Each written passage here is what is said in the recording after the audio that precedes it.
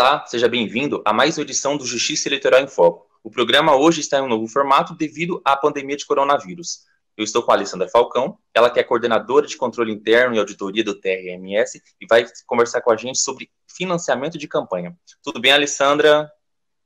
Tudo bem, Alex. É um prazer estar aqui com vocês, participando do programa. Agradeço o convite. Muito obrigado. Alessandra, o que é financiamento de campanha?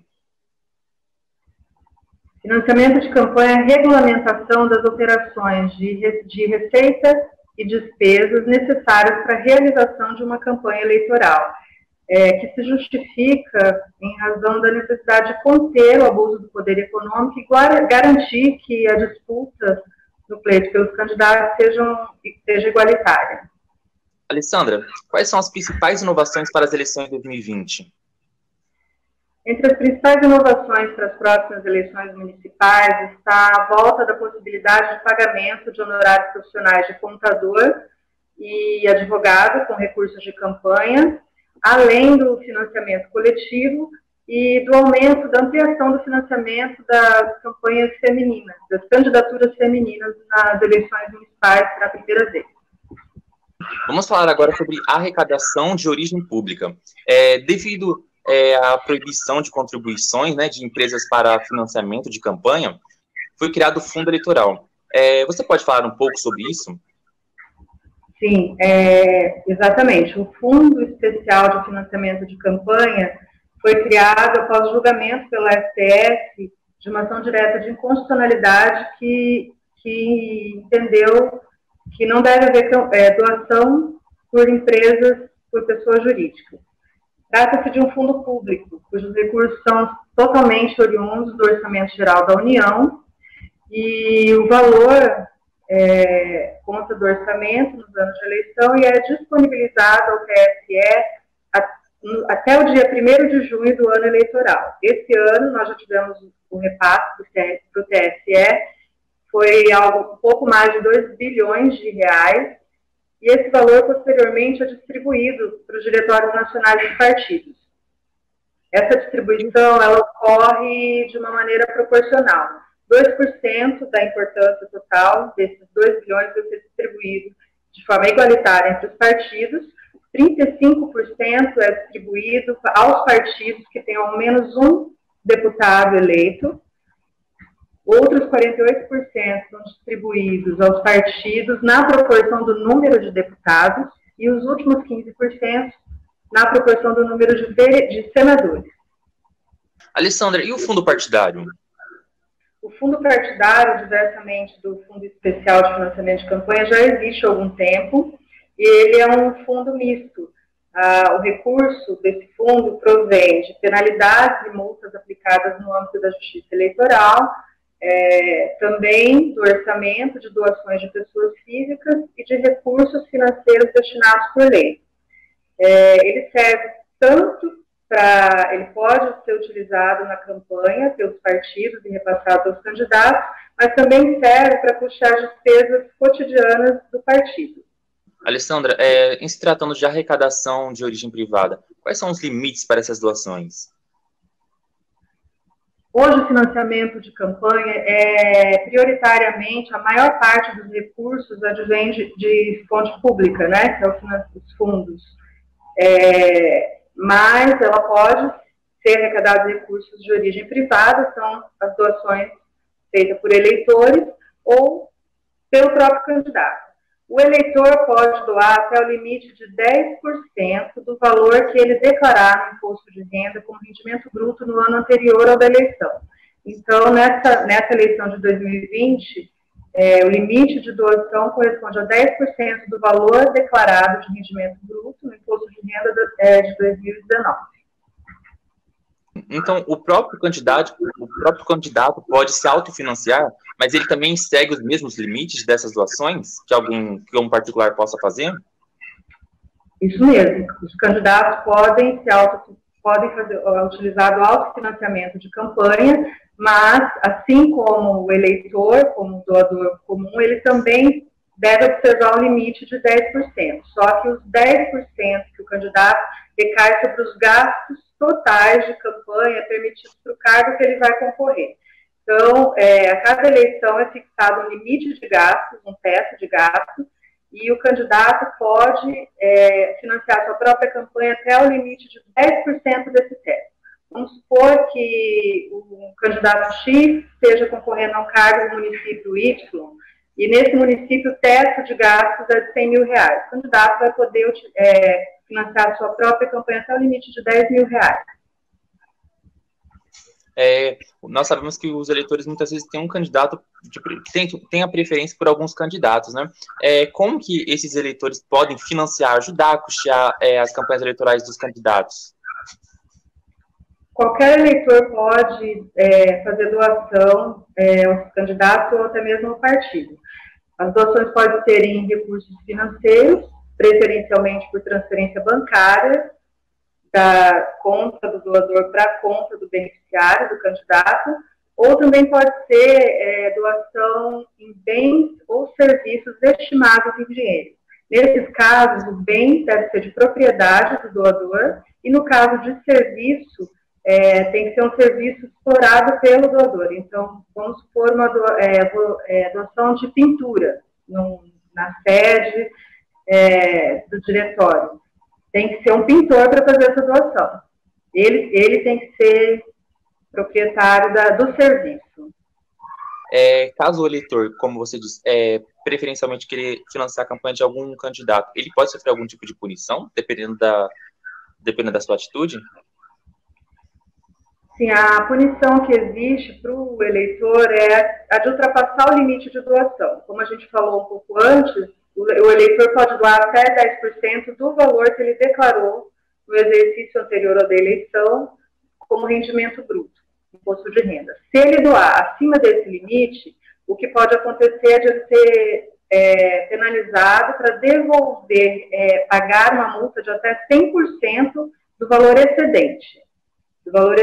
Então, vamos supor que ele excedeu em R$1.000, ele podia doar 5, doou R$6.000. Ele pode pagar uma multa de até R$1.000, que é o valor que excedeu o limite que ele poderia doar. Alessandra, e quanto aos candidatos, existe algum tipo de punição em se tratando de financiamento de campanha? Sim, os atos de financiamento de campanha, seja arrecadação, aplicação de recursos, estão sujeitos a diversas regras. A regularidade da arrecadação e da aplicação de recursos é aferida na análise das prestações de contas a que os candidatos e partidos políticos estão obrigados. Nessas ocasiões, por ocasião da análise, se for verificada alguma irregularidade consistente, assim, forte, pode gerar desaprovação das contas no âmbito da prestação de contas, né, e a restituição de valores ao Tesouro Nacional. Como a gente está falando de recurso público, se o candidato aplicar recurso indevidamente, ele vai ser obrigado a restituir esse recurso para o Tesouro, e às vezes são quantias consideráveis e é bem comum acontecer. Isso nós estamos falando no âmbito da prestação de contas, mas não exclui outra forma de responsabilização, como abuso de poder econômico, até criminal. Alessandra, muito obrigado por enquanto. Nós vamos para um breve intervalo e voltamos daqui a pouco falando mais sobre financiamento de campanha. Não saia daí.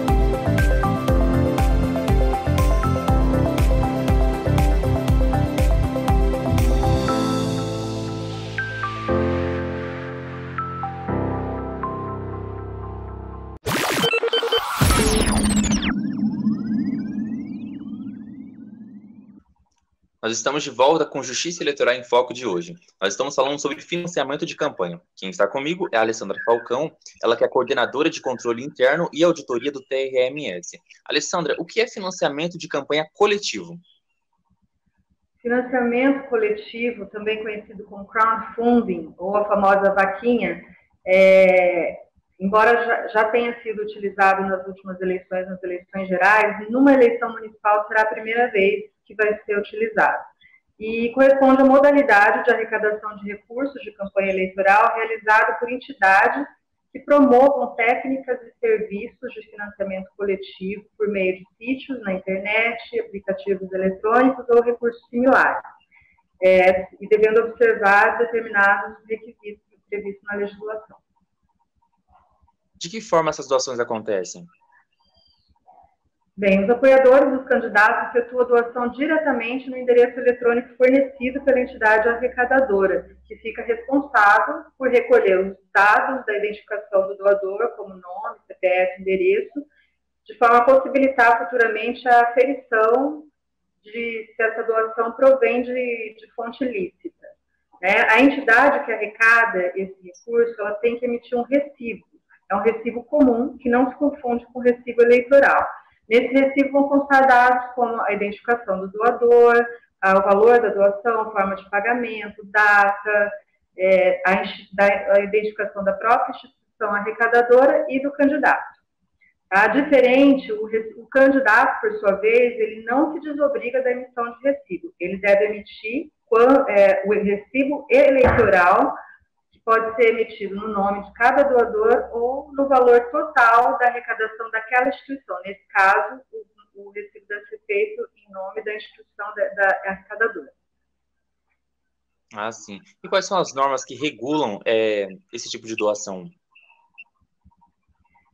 Primeiramente, só voltando um pouquinho na questão, essa doação ela pode ser feita por qualquer eleitor, como eu falei no começo, mas ela não afasta a vedação de fontes ilícitas, que prevista na legislação, que são pessoas jurídicas, recurso de origem estrangeira e pessoa física permissionária de serviço público. A mesma vedação que existe para doação comum, individual, ela existe também no financiamento coletivo. E o financiamento coletivo passou a ser previsto agora em 2017, foi acrescido o inciso 4º ao artigo 23, parágrafo 4º da Lei 9.504 de 97. E também está regulamentado na resolução do TSE número 23.607 de 2019, no artigo 22. Os valores dessas doações, elas são declaradas à Justiça Eleitoral?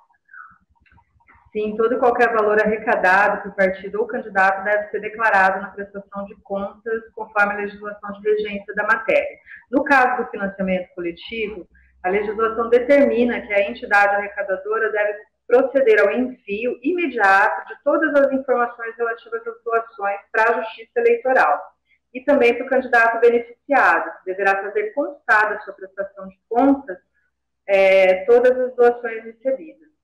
Além disso, a entidade deve disponibilizar em sítio eletrônico todas as informações que devem ser automaticamente, instantaneamente atualizadas a cada doação. Alessandra, e se tratando dessas empresas arrecadadoras, como que acontece a habilitação delas? É preciso que essas empresas realizem um cadastro prévio na Justiça Eleitoral por meio do preenchimento de um formulário eletrônico disponibilizado na página do TSE, na internet, e, além disso, ela deve encaminhar também por meio eletrônico uma série de documentos previstos na legislação, que estão relacionados no artigo 22 da Resolução 23.607 do TSE.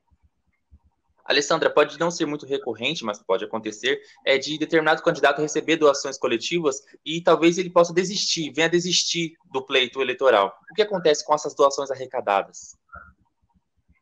Então, como essa arrecadação não só na hipótese de desistência do candidato, mas também pode acontecer de não se concretizar a candidatura, porque essa arrecadação ela inicia antes do registro da candidatura. Então, pode acontecer de iniciar a arrecadação por meio de financiamento coletivo e o candidato acabar não apresentando o registro de candidatura. Nesse caso, ele não vai receber, claro, nenhum valor, e o valor arrecadado para este candidato serão devolvidos aos doadores. Ele não corre risco, por exemplo, de ir para o fundo partidário? Não, não. Esses recursos são recursos privados, destinados ao candidato específico. Se o candidato não registra sua candidatura ou desiste, acontece alguma coisa, ou mesmo acontece falecimento do candidato, qualquer hipótese que não vá para frente a candidatura dele, o valor arrecadado será devolvido aos doadores, para cada um dos doadores. E quais são os prazos de início e fim de arrecadação por meio do financiamento coletivo? A data de início do financiamento coletivo é anterior às demais formas de arrecadação. Ela pode começar a partir do dia 15 de maio do ano eleitoral. Então, esse ano, essas eleições, já foi iniciado o período em que pode haver o financiamento coletivo. Porém, como a gente acabou de falar, esses recursos só serão repassados ao candidato caso se concretize a candidatura. Caso não concretize, será devolvido aos doadores, conforme nós já falamos. E a data final segue a regra geral, até o dia da eleição, salvo na hipótese de arrecadação posterior para pagamento de débitos contraídos até a eleição. Mas, via de regra, a data final é o dia da eleição. Alessandra, como funciona o teto de gasto das campanhas eleitorais? O limite de gasto nas campanhas eleitorais para prefeitos e vereadores em cada município será equivalente ao limite fixado nos respectivos municípios nas eleições de 2016, atualizado pelo IPCA.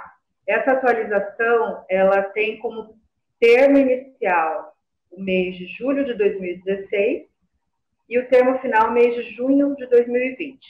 O TSE deve informar o valor desses limites até o dia 20 de julho do ano eleitoral. Alessandra, no início da nossa entrevista, você fez uma menção sobre a ampliação das candidaturas femininas. Você poderia explicar isso melhor?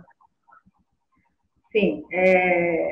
Os partidos políticos, nessa eleição municipal, vai valer a regra de destinação de 30% dos recursos do fundo partidário e do fundo especial de financiamento de campanha para as candidaturas femininas.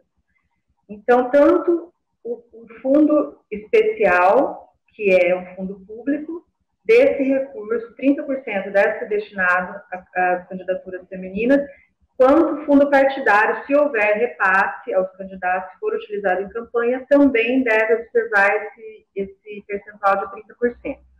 No entanto, se determinado partido, porventura, tenha um percentual de candidaturas femininas superior, vamos supor, 50%, partido X tem 50% de candidaturas femininas.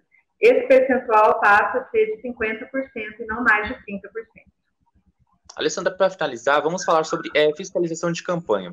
Diante de toda a complexidade do assunto e também dos recorrentes escândalos que nós presenciamos e assistimos pelos noticiários, há muitas denúncias e irregularidades que envolvam essa questão.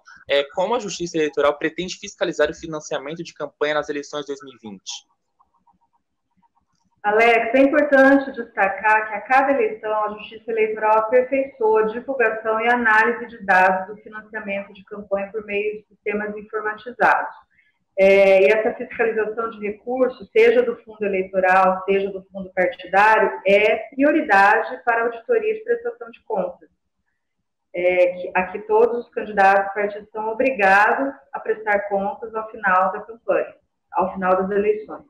Além disso, o eleitor e a imprensa também podem colaborar nesse processo de fiscalização, acompanhando a movimentação financeira dos candidatos no sistema Divulga Cand Contas, disponível no sítio da Justiça Eleitoral. Alessandra, desde já nós agradecemos a sua participação no programa de hoje. Muito obrigado. Eu que agradeço, Alex. Espero ter contribuído um pouco para o esclarecimento dessa questão.